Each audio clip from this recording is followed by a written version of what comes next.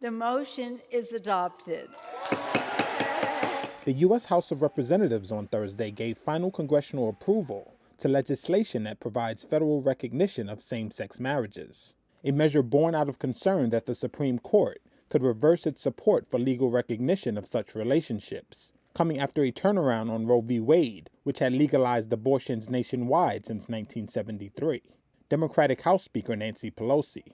Since the Supreme Court's monstrous decision overturning Roe v. Wade, right-wing forces have set their sights on this basic personal freedom. We must act now on a bipartisan, bicameral basis to combat bigoted extremism and uphold the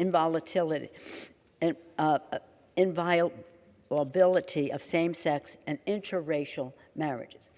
The Respect for Marriage Act, as it is called, passed the House with all of the chamber's Democrats and 39 Republicans voting in favor. 169 Republicans voted against it, and 1 voted present.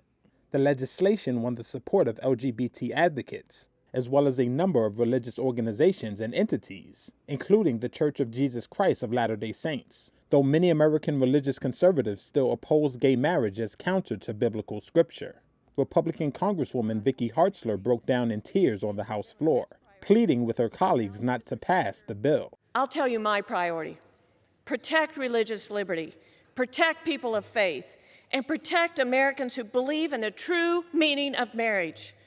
I hope and pray that my colleagues will find the courage to join me in opposing this misguided and this dangerous bill.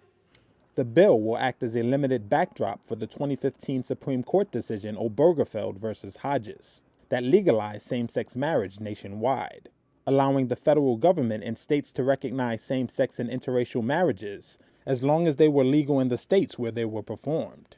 But the narrowly written legislation makes concessions for religious groups and institutions that do not support such marriages. And it would not bar states from blocking same-sex or interracial marriages if the Supreme Court allowed them to do so.